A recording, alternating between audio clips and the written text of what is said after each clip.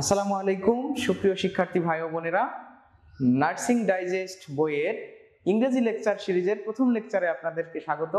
তো আজকে আমরা জানবো খুবই গুরুত্বপূর্ণ একটা বিষয়, ইউনিট 1, সেটা হচ্ছে টেন্স। আমরা জানি বিভিন্ন ধরনের কম্পিটিটিভ যে এক্সামগুলো আছে সব পরীক্ষাতে টেন্স থেকে কোশ্চেন আসে।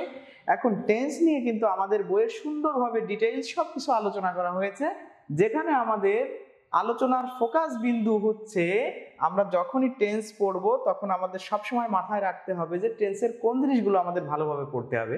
দেখেন, টেন্স 3 প্রকার, টেন্সের আবার ওই 3 প্রকারকে 4 প্রকারে ভাগ করা হয়েছে, মোট 12 প্রকার। এগুলো আমরা সবাই জানি, বইয়ে লেখা আছে। তবে আমাদের ফোকাস করতে হবে প্রত্যেকটা স্পেসিফিক টেন্সের ইন্ডিকেটরসটা। দেখেন এখানে লেখা আছে টেন্স ইন্ডিকেটরস, এটা কিন্তু প্রেজেন্ট ইনডেফিনিট টেন্সের ইন্ডিকেটরস। এখন টেন্স ইন্ডিকেটরস কাকে বলে? টেন্স ইন্ডিকেটরস হচ্ছে সেই শব্দ বা সেই শব্দ সমষ্টি যাদেরকে দেখা মাত্রই আপনি বুঝে যাবেন যে এই সেন্টেন্সটা বা এই প্যাসেজটা কোন টেন্সে আছে। তাহলে আপনি দেখেন এখানে লেখা আছে অলওয়েজ, জেনারেলি, নরমালি, ইউজুয়ালি বা রেগুলারলি, এরকম অনেকগুলো টেন্স মার্কার আছে। এগুলো যদি আপনি মনে রাখতে পারেন তাহলে আপনি বুঝে যাচ্ছেন যে এই টেন্সটা প্রেজেন্ট ইনডেফিনিট টেন্স। এরকম ভাবে প্রিয় বন্ধুরা আমাদের কিন্তু present continuous, present perfect, present perfect continuous, আবার past indefinite, past continuous, past perfect continuous বা পাস্ট পারফেক্ট, সবগুলো টেন্সের ইন্ডিকেটরস দেওয়া আছে। আমরা তাহলে প্রথমে ফোকাস করব টেন্স যখনই পড়ব টেন্স ইন্ডিকেটরসটা আমরা সবাই মাথায় রাখার চেষ্টা করব। এরপরে আমাদের যে বিষয়টা সব থেকে গুরুত্বপূর্ণ সেটা হচ্ছে টেন্স ইন্ডিকেটরসটা দেখে আমি টেন্স নির্ণয় করলাম, ঠিক আছে, কিন্তু এই টেন্সের স্ট্রাকচারটা কেমন হবে সেটাও কিন্তু আমাদের বইয়ে সুন্দর করে দেখেন ইনক্লুড করা আছে। প্রিয় বন্ধুরা এখানে দেখেন যে মনে করেন যে আমরা প্রেজেন্ট টেন্সের ভিতরে পড়তেছি যে প্রেজেন্ট ইনডেফিনিট টেন্স, এখানে কিন্তু একটা সুন্দর স্ট্রাকচার দেওয়া রয়েছে যে সাবজেক্ট, সাবজেক্টের পরে ভার্বের প্রেজেন্ট ফর্ম প্লাস অবজেক্ট, বা আমরা যেটাকে এক্সটেনশন বলতে পারি, এক্সটেনশন বলতে পারি। তাহলে প্রত্যেকটা টেন্সের ক্ষেত্রে আমার মেইনলি ফোকাস করতে হবে কোথায়? ফোকাস করতে হবে হচ্ছে আমরা টেন্স ইন্ডিকেটরসটা আগে আইডেন্টিফাই করব, এরপরে আমরা যে টেন্সে আছে ওই টেন্সের স্ট্রাকচারটা সবাই মাথায় রাখবো, যেটা আমাদের বইয়ে খুব সুন্দর করে লেখা আছে। চলুন দেখা যাক, আমরা সুন্দর একটা এক্সাম্পলের মাধ্যমে এটা শিখে নিই। তাহলে আমরা যদি এক্সাম্পলের মাধ্যমে শিখতে চাই, ধরে নেন যে এইখানে একটা সেন্টেন্স লেখা আছে, এই যে ধরে নেন আমরা এই সেন্টেন্সটাকে মার্ক করলাম, এই যে এই সেন্টেন্সটাকে আমরা শিখবো, ঠিক আছে। তাহলে এই সেন্টেন্সটাকে যখন আমি শিখতেছি আমার প্রথমে দেখতে হবে এই সেন্টেন্সের ভিতরে কি কোনো টেন্স মার্কার আছে। আচ্ছা, আমরা একটু খুঁজে দেখার চেষ্টা করি। দেখেন এখানে অ্যাট প্রেজেন্ট মানে সময় জ্ঞাপক একটা শব্দ গুচ্ছ আছে। অ্যাট প্রেজেন্ট থাকলে কোন টেন্স হয় বন্ধুরা? দেখেন প্রেজেন্ট কন্টিনিউয়াস টেন্সের স্ট্রাকচারের ভিতরে আপনি কিন্তু পাবেন যে অ্যাট প্রেজেন্ট, বা যদি কখনো থাকে যে নাও বা অ্যাট দিস মোমেন্ট, এগুলো থাকলে সবসময় প্রেজেন্ট কন্টিনিউয়াস টেন্স হয়। আমরা যেহেতু প্রেজেন্ট কন্টিনিউয়াস পড়তেছি আমরা এটা থেকেই একটা এক্সাম্পল তুলে ধরলাম। তাহলে প্রেজেন্ট কন্টিনিউয়াস টেন্স আমি কিন্তু আইডেন্টিফাই করতে পারছি জাস্ট এই অ্যাট প্রেজেন্টটা দেখে। তার মানে আমার টেন্স মার্কার বা টেন্স ইন্ডিকেটরসও নির্ণয় করা শেষ। এখন আপনার দ্বিতীয় কাজটা কি? দ্বিতীয় কাজটা হচ্ছে আপনি যে টেন্সটাকে ধরতে পেরেছেন ওই টেন্সটার স্ট্রাকচারটা জানা। তাহলে এই টেন্সের স্ট্রাকচার কি? সাবজেক্টের পরে ভার্বের am is are, অথবা এরপরে কি করতে হবে? মূল ভার্বের সাথে আইএনজি দিতে হবে। দেখেন এই সেন্টেন্সেও দেখেন এটা হচ্ছে আমাদের সাবজেক্ট, সাবজেক্টের পরে am is are এর যে কোনো একটা। কেন ইজ হয়েছে? কারণ এখানে সাবজেক্ট থার্ড পারসন সিঙ্গুলার আছে তাই ইজ হয়েছে, এবং এই যে দেখেন ভার্বের সাথে কি দেওয়া আছে? আইএনজি দেওয়া আছে।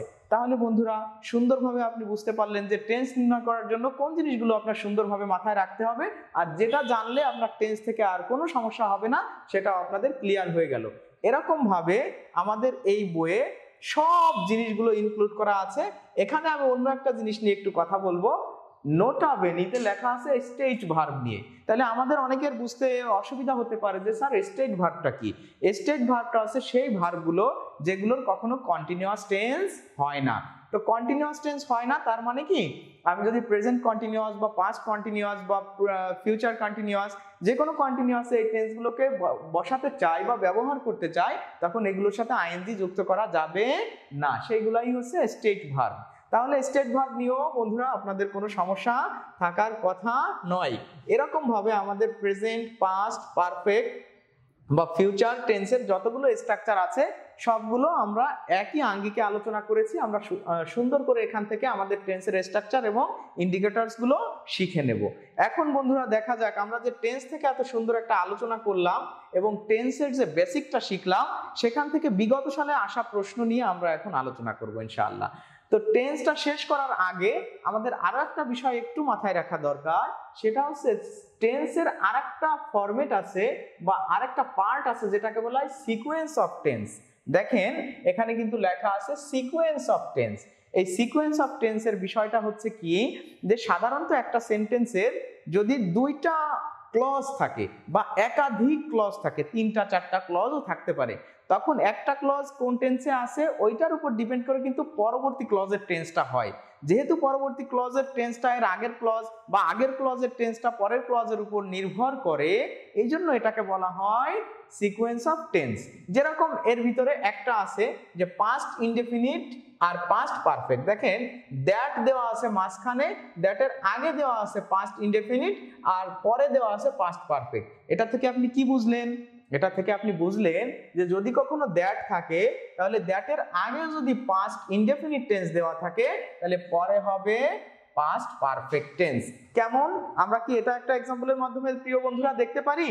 আচ্ছা, যদি দেখতে চাই দেখেন এই যে আমরা এক্সাম্পল দিয়ে সুন্দর করে আপনাদেরকে বুঝিয়ে দিয়েছি। এই যে দেখেন একটা দ্যাট আছে, এই যে দ্যাট আছে, এখানেও একটা মাঝখানে দ্যাট আছে। দেখেন দা টিচার সেইড, এই সেইডটা কি V2, আর V2 মানেই পাস্ট ইনডিফিনিট। আর দেখেন এরপরেই কি আছে, দা আর্থ মুভস রাউন্ড দা সান। এইখানে একটা ব্যত্যয় ঘটার কারণ হচ্ছে আমরা জানি যে দা আর্থ মুভস রাউন্ড দা সান, এটা হচ্ছে চিরন্তন সত্য। চিরন্তন সত্যের ক্ষেত্রে কিন্তু আসলে এই পরিবর্তনটা কখনোই হয় না। চিরন্তন সত্যের ক্ষেত্রে এই জন্য এখানে পরিবর্তনটা হয়নি। কিন্তু এই আফটারের মতো করে আমরা পরের এক্সাম্পলটা যদি দেখে ফেলি, দেখেন এই যে কিন্তু একটা এক্সাম্পল দেওয়া আছে আফটার। এই আফটার, দ্যাট বা বিফোর, এই সবগুলোর কিন্তু একই নিয়ম যে এর এক পাশে যদি পাস্ট ইনডিফিনিট হয় অন্য পাশে হবে পাস্ট পারফেক্ট। তবে এখানে কেন ব্যত্যয় ঘটলো?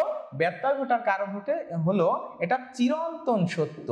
চিরন্তন সত্য সবসময় কোন টেন্স হয়?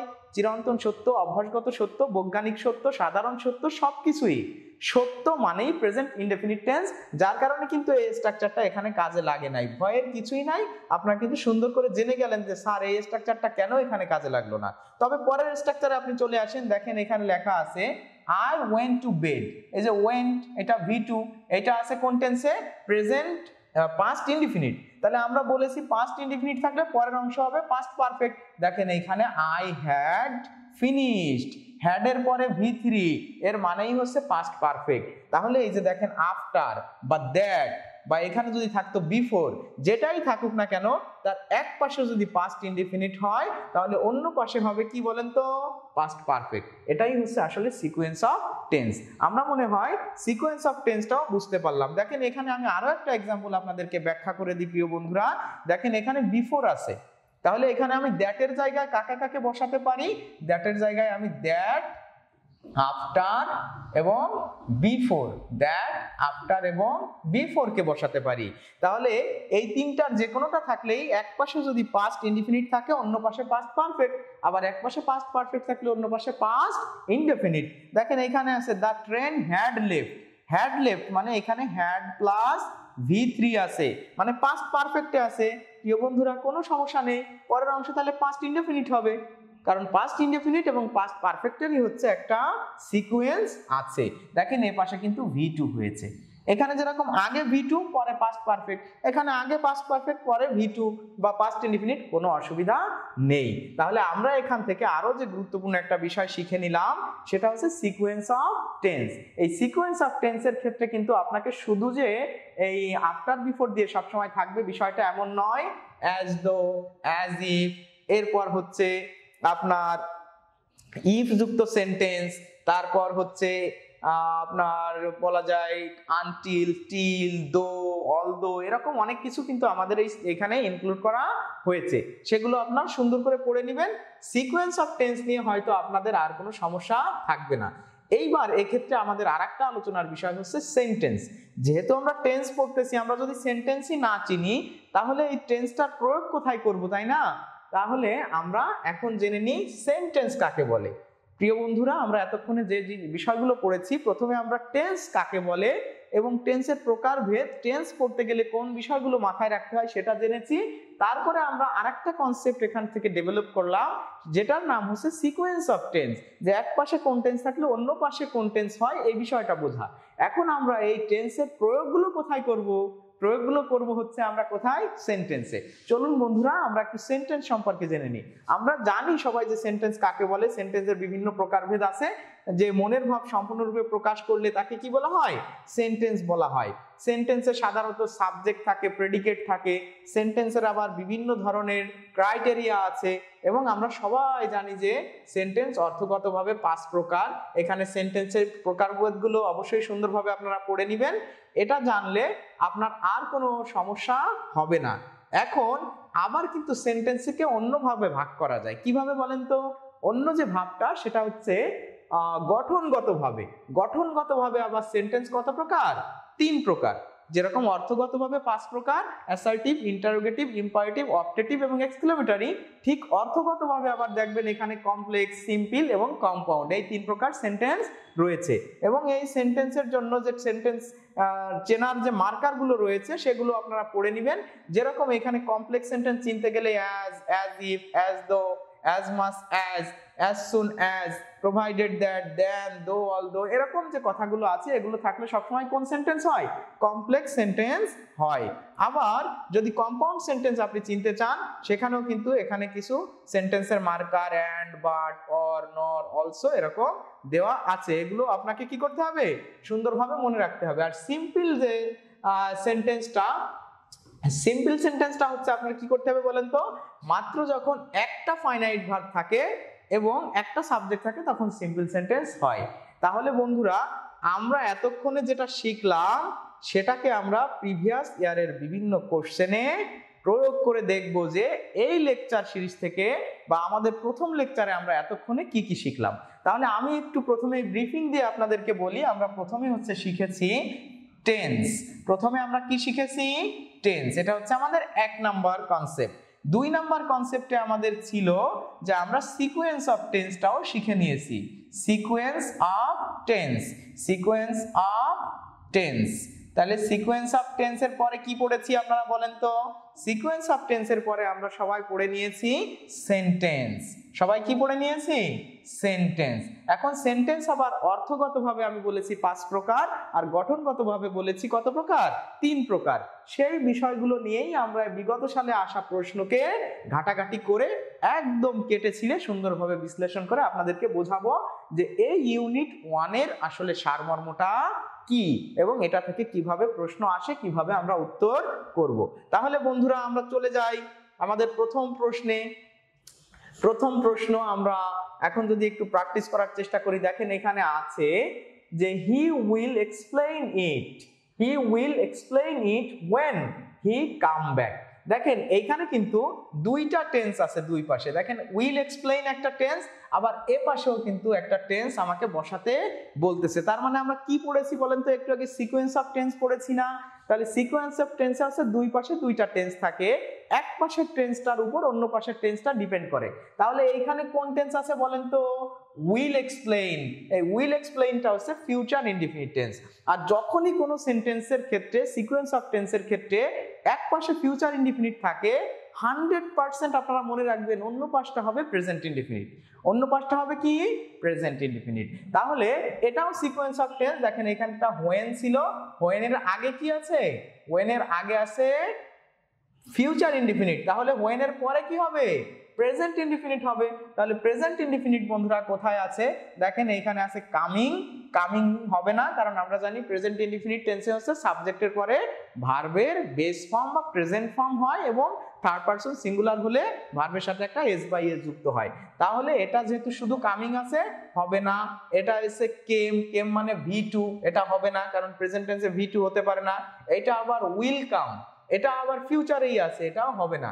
এইটা দেখেন বন্ধুরা, এখানে কিন্তু লেখা আছে যে কামস, এবং আমি বলেছি যেহেতু এখানে হি আছে, এটা থার্ড পারসন সিঙ্গুলার হওয়ার কারণে ভার্বের সাথে একটা এস বাই এস যুক্ত হয়েছে, যার কারণে এই প্রশ্নের উত্তর কিন্তু হয়েছে সি। তাহলে আপনারা কি বুঝতে পারছেন যে আমরা যে সিকোয়েন্স অফ টেন্সটা পড়েছিলাম সেটার প্রয়োগ এবং পরীক্ষাতে কিভাবে আসে, এটাকে আমরা পারবো? অবশ্যই পারবো। এখন আমরা যদি 20 নম্বর কোশ্চেনটাকে বিশ্লেষণ করি, ধরে নেন আমরা এখন কি করব, 20 নাম্বার কোশ্চেনটাকে বিশ্লেষণ করব। তাহলে 20 নাম্বার কোশ্চেনটা বিশ্লেষণ করলে দেখেন আমরা প্রথমে জানবো যে এই সেন্টেন্সটা কোন টেন্সে আছে, তাই না? এই সেন্টেন্সটা কোন টেন্সে আছে, তাহলে আমাদের কি দরকার, টেন্স মার্কার জানা দরকার।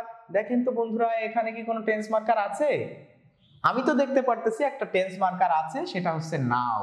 তাহলে নাও থাকলে কোন টেন্স হয়?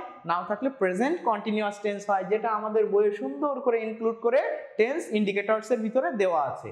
তাহলে সেখান থেকে আমরা জানলাম এটা প্রেজেন্ট কন্টিনিউয়াস টেন্স। তাহলে প্রেজেন্ট কন্টিনিউয়াস টেন্সের স্ট্রাকচার কি বন্ধুরা, সেটাও আমাদের নার্সিং ডাইজেস্ট বইয়ে সুন্দরভাবে ব্যাখ্যা করা আছে, যে সাবজেক্টের পরে am is are অথবা ভার্বের সাথে আইএনজি যখন থাকবে তখনই হচ্ছে আমরা কি এটাকে বুঝবো যে প্রেজেন্ট কন্টিনিউয়াস টেন্স। তাহলে যেহেতু কন্টিনিউয়াস, তাহলে এখানে আমার সাবজেক্ট দেওয়া আছে আই এর পরে am is are এর কোনটা বসবে? অবশ্যই আই এর পরে am বসবে ভার্বের সাথে আইএনজি। দেখেন এই প্রশ্নের উত্তর কিন্তু হয়েছে ডি। তাহলে এগুলোই তো আমাদের বইয়ে সুন্দর করে ব্যাখ্যা করা হয়েছে, সেটাই আপনাদেরকে বুঝাই দেওয়া হচ্ছে, তাই না? আশা করি এই বইটা পড়তে আপনাদের কোনো ধরনের কোনো সমস্যা হবে না, হবে কোনো সমস্যা হবে না ইনশাআল্লাহ। আমরা আরো কিছু কোশ্চেন যদি চাই যে ব্যাখ্যা করতে, তাহলে আমরা ব্যাখ্যা করতে পারবো, কোনো অসুবিধা নাই। মনে করেন যে আমরা যদি এই প্রশ্নটা ব্যাখ্যা করি, যে ধরে নেন আমরা 26 নাম্বার প্রশ্নটা ব্যাখ্যা করব, তাহলে ফার্স্ট অফ অল আমাদের আইডেন্টিফাই করতে হবে যে এই সেন্টেন্সটা কোন টেন্সে আছে। কোন টেন্সে আছে সেটার জন্য টেন্স ইন্ডিকেটরস দরকার। তাহলে টেন্স ইন্ডিকেটরস এইখানে আমি দেখতে পাচ্ছি সিন্স আছে এবং তারপরে একটা সময়ের কথা উল্লেখ করা আছে। আমরা জানি আমাদের বইয়ে সুন্দরভাবে লেখা আছে যে সিন্স অথবা ফর এর পর যদি কোনো সময়ের কথা উল্লেখ থাকে, তাহলে বুঝতে হবে যে এটা অবশ্যই প্রেজেন্ট পারফেক্ট কন্টিনিউয়াস টেন্স। আর প্রেজেন্ট পারফেক্ট কন্টিনিউয়াস টেন্স যখন আপনি আইডেন্টিফাই করে ফেলেছেন, এখন আপনার কি কাজ বলেন তো? এবার হচ্ছে আপনার ওই সেন্টেন্সটার স্ট্রাকচার বা ওই টেন্সটার স্ট্রাকচারটা জানা। তাহলে এই টেন্সের স্ট্রাকচার হচ্ছে সাবজেক্টের পরে হ্যাভ বিন বা হ্যাজ বিন এবং ভার্বের সাথে আইএনজি। তাহলে দেখেন তো সাবজেক্টের পরে হ্যাভ বিন বা হ্যাজ বিন কোথায় আছে ভার্বের সাথে আইএনজি? এই যে দেখেন এখানে হ্যাড বিন আছে, হবে না। এখানে ইজ আছে, হবে না। এখানে ওয়ার আছে, হবে না।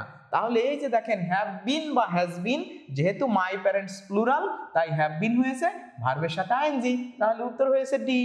তাহলে বোঝা গেছে আমাদের আলোচনার বিষয়টা যা ছিল।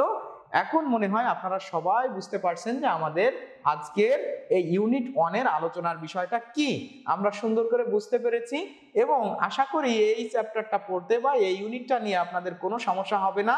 যে কোনো সমস্যা হলে ইনশাআল্লাহ আপনারা আমাদের এই বই বা এই সোর্সের মাধ্যমে সমাধান পেয়ে যাবেন। আমরা সব প্রশ্নকে এভাবে ব্যাখ্যা না করে আপনাদের জন্য আজকে আমরা আর দুই একটা প্রশ্ন ব্যাখ্যা করতে পারি, সেটা হচ্ছে analysis of previous year question. দেখেন এখানে প্রশ্নগুলো আপনারা যেহেতু নার্সিং এর জন্য বইটা স্পেশাল ভাবে করা, দেখেন এই প্রশ্নটা ডিপ্লোমা নার্সিং 2023-24 সালে এসেছে।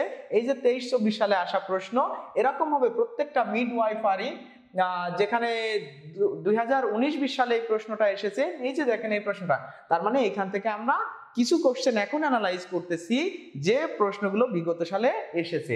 এখানে লেখা আছে identify the tense of the sentence. দেখেন লেখা আছে Karim met his friend in the evening. এখানে এই সেন্টেন্সটা কোন টেন্সে আছে? দেখেন আমরা একটু আগেই পড়েছি টেন্সের ভিতরে যে past indefinite tense, past indefinite টেন্সের স্ট্রাকচার হলো সাবজেক্টের পরে V2 প্লাস অবজেক্ট। তাহলে দেখেন তো এখানে সাবজেক্টের পরে একটা V2 আছে না?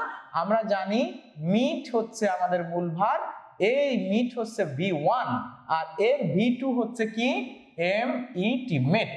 তাহলে এখানে মেট আছে, তাহলে এটা হবে কোন টেন্স? Past indefinite tense. দেখেন এই প্রশ্নের উত্তর কিন্তু পাস্ট ইনডেফিনিট টেন্স। কত সহজভাবে পরীক্ষাতে এসেছে এবং সেই জিনিসটা কত সুন্দরভাবে আমাদের বই অ্যানালাইজ করা আছে, দেখতে পেরেছেন? তাহলে আমরা আরেকটা অ্যানালাইজ করে আমাদের এই চ্যাপ্টারটা ইনশাআল্লাহ আমরা ক্লোজ করব, ঠিক আছে?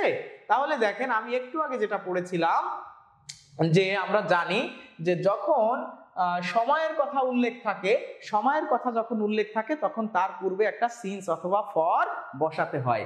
তাহলে কখন সিন্স বসাতে হয়, কখন ফর বসাতে হয়, এটা নিয়ে আমাদের একটা সমস্যা থাকে। অনেকে বোঝে না যে স্যার কখন সিন্স আর কখন ফর বসাবো, দুইটাই তো সময়।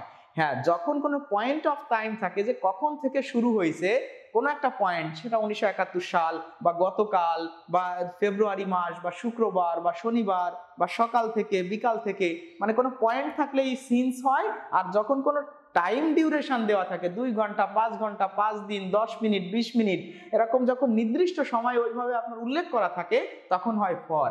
যেহেতু এখানে লাস্ট ফ্রাইডে আছে, এখানে কোনো টাইম ডিউরেশন দেওয়া নাই, তাহলে এখানে হবে কি সিন্স। তাহলে সিন্স যেহেতু হয়েছে, এই প্রশ্নের উত্তর দেখেন সি। তো বন্ধুরা, আজকের লেকচারটা আপনাদের কেমন লাগলো? সুন্দরভাবে আপনারা পড়ে ফেলবেন, আশা করি কোনো ধরনের কোনো অসুবিধা হবে না। এরপরেই আমরা আসছি ইউনিট 2 সেকেন্ড লেকচার নিয়ে আপনাদের সামনে। সবাইকে ধন্যবাদ।